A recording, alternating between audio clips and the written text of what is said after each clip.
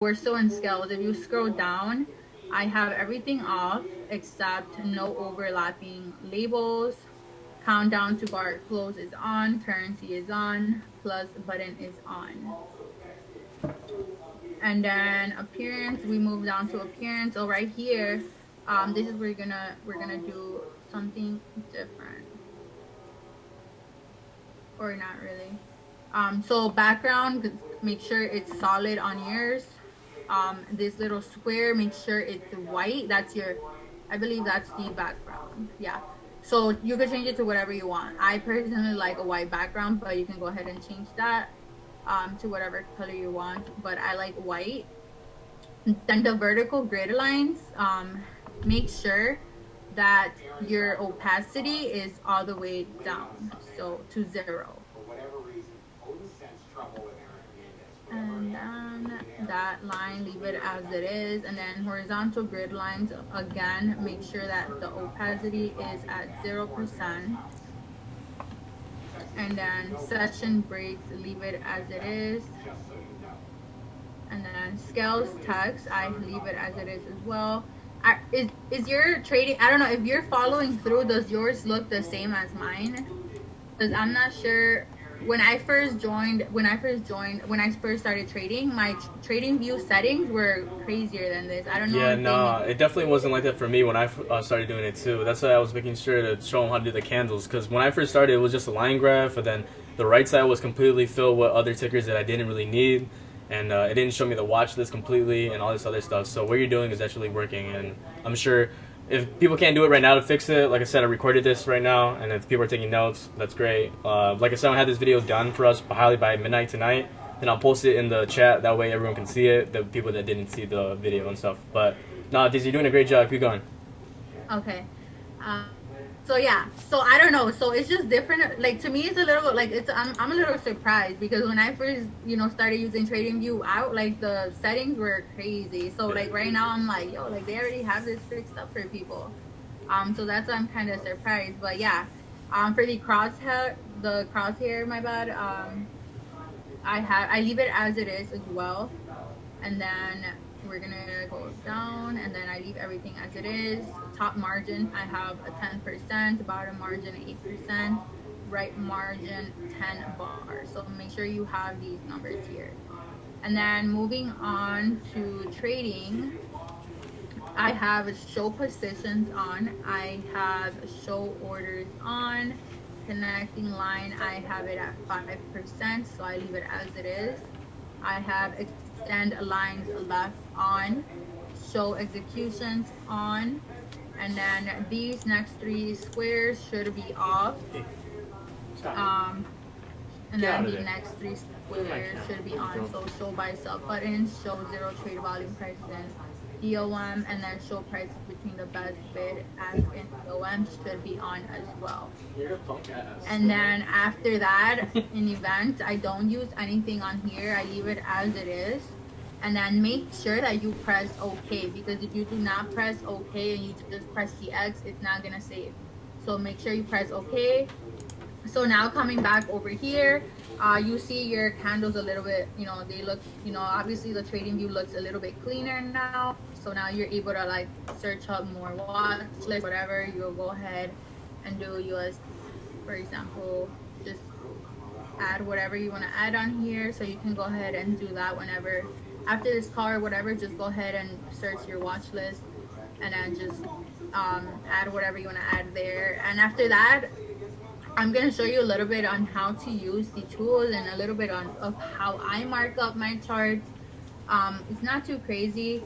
So I personally use a strategy. So it might not make sense to you guys, but honestly, like I've been getting told a lot, like I should be trading stocks because I'm so good at the charts that I should be trading stocks, because I actually been testing it and I've been marking up and just seeing if my analysis is accurate, and it actually is. I use the smart money strategy. I don't know if any of you guys have heard of it, but basically I'm just gonna kind of show you guys a little bit of how I mark up, just so you guys can see how I use the tools and the type of tools that I personally use. So basically, So for example, Euro USD, I would basically start off in the daily time zone. So I would just look at my chart and just kind of look at however the market is looking. I know it's looking like it's bullish to me, so it looks like it's buying. So let me tell you guys this. Let me cut you off real quick. So if you guys are new to this, obviously the people that are new, the terminology I told you guys to look inside the Discord. Bullish means that the market is going upward. Okay, so that means there's a lot of buying power. There's a lot of people buying shares or whatever. In this case, forex is cryptocurrency, whatever, or money, I should say. So that's what it means going bullish. Those green lines that you see on her screen right there is an indication saying that there's buying power, and that's the momentum. And the red things that you see there is called bearish. Bearish means that the market is falling down and there's people that are selling off either shares or, in this case, this is currency, so that's what it would be. But so those are the two terms. And the other thing I want to kind of explain to you guys too is there's also another terminology called resistance and support. I'm not sure, Daisy, you want to tell them like some examples on this, on what the resistance and support is, because I don't even think they understand what resistance and support is. Okay. And if you can't explain it, I'll make sure I do it using my Thinkorswim thing, using a regular stock. But like I said, it's the same thing for Forex. Obviously, it's using candlesticks, so it's no different. So yeah, it's up to you. You want to elaborate on that? Yeah. So whatever. So I'm gonna give you guys a trick. The way I was able to remember bullish and bearish, because when I first started trading, I'm like, yo, I don't like. I was getting confused. I'm like, I don't know how to tell the difference. Like, I don't know which one's going up and which one's going down. So the way that I was able to remember that is that bullish, a bull, when they attack or when they're doing whatever, like, they go up, right? So you know that bullish means that the market is in a buying power, so it's going up. And then bearish, when a bear attacks, it kind of goes down, so they're kind of attacking down. So that's how I was able to remember that bearish means the market is going down. So that's just a little trick that I tell all my I talked to my team about it, and it has helped all of us, actually, like even myself. Like, that's how I'm able to remember. Like, once I hear bullish, I'm like, all right, bullish is up, bearish is down. So that's a little trick on how to remember what bullish and bearish is. So yeah, so what he was saying is support and resistance to me is liquidity. So liquidity basically to me is like trap money. I'll show you guys examples of support and resistance. The way I like to mark up support and resistance is with the tool. Where's the tool? 1 second. So I usually have this favorited on mine, so it's just so much easier. So I use the box, which I'm not seeing on here.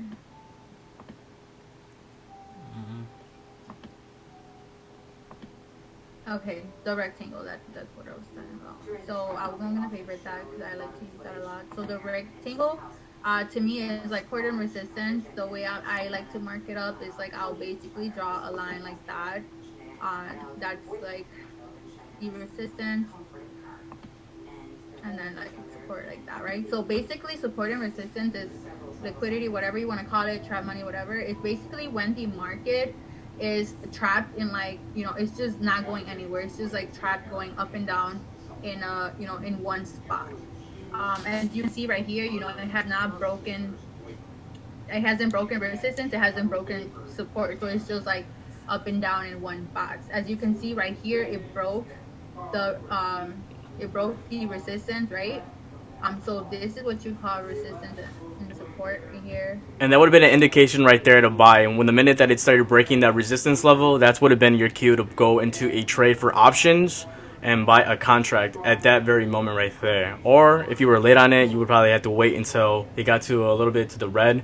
Like I said, I'll probably make a separate video using my Thinkorswim so I can elaborate, and that way me and Eric can go over it a little bit more, because Eric is actually more experienced with Thinkorswim using like RSI and all these other strategies and stuff like that. So basically what had happened in that chart, it broke resistance and it started going up to an uptrend. Okay, an uptrend is it just going up, and after that, when it got to the top, that was another resistance level. That was an all-time high, I should say, which you guys can see in the graph right there.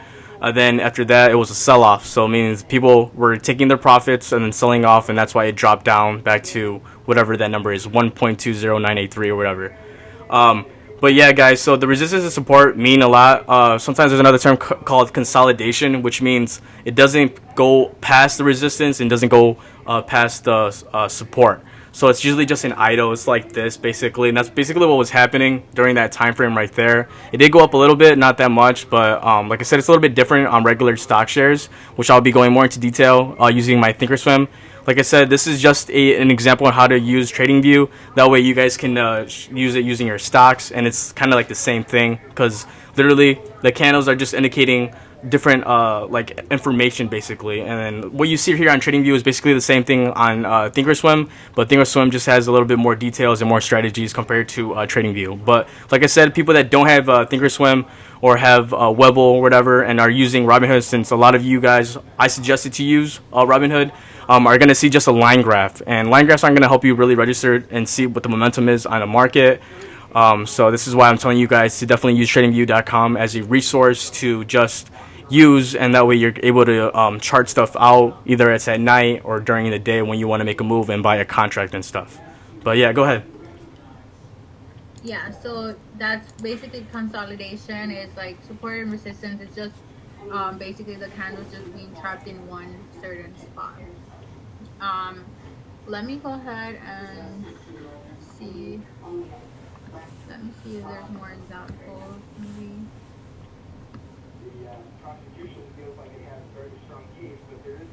I have like, give me 1 second. I have this document. I'll show you guys. I'm gonna stop sharing my screen really quick. Okay, and then can you show them how to make a trend line too, or how to make a trend line and find it? Because I know how to do it, but I don't know if you did or not. I'm sure you do, so that's why if you're on there. I like to use this tool right here. So I go right here, and you see the trend line tool. Yeah. So I favorite that because I like to use that too. So if you press on it, I like to basically just use it like that, and then like you could go ahead and change the color right here. Like for example, it's blue right now. You can go ahead and change it to red, and then just make it thicker. For example, like that. You see? All right, cool. So that's how you use the trend line. So there's already like a tool built in for trend lines. And if you guys don't know how to set up a trend line, I'll make sure to put more video descriptions on how to like more into detailed depth. I know there's like a 4-minute video that I think I posted on the group chat. I'm not too sure if I did or not, but I'll make sure I post it in the video description and even in our Discord, so that way you guys can understand how to read candlesticks and how to do a trend line, and then what RSI means and what Fibonacci means and all this other stuff that you guys are probably not familiar with. But yeah. So oh yeah, you wanted to see Fibonacci. It's just, do you use Fibonacci already or no? Yeah, we use Fibonacci for stocks. I know some people do it. I don't do it frequently, but I know it's definitely helpful when you're taking profits to things, because you hit TP1, which is your take profit 1, take profit 2, take profit 3, and etc. And then yeah, shit like that. Yeah, so if you go right here to if you come over here to your tool, then you see this little tool right here. You press on the little thing right there, the little arrow, and you scroll down. Also, you can see all these settings right here that you can add, and then the Fibonacci should be somewhere here too. Like there's different tools, so you can literally just, I think yeah, it's on that one right there. Yeah. is it this one? Yeah, right here. Mm-hmm. So if you press on this tool right here, so the little pitchfork, whatever. So if you press on it and you come over here, you will see, you scroll down and you see fib retracement. So you can go ahead and favorite that if that's what you use. So basically,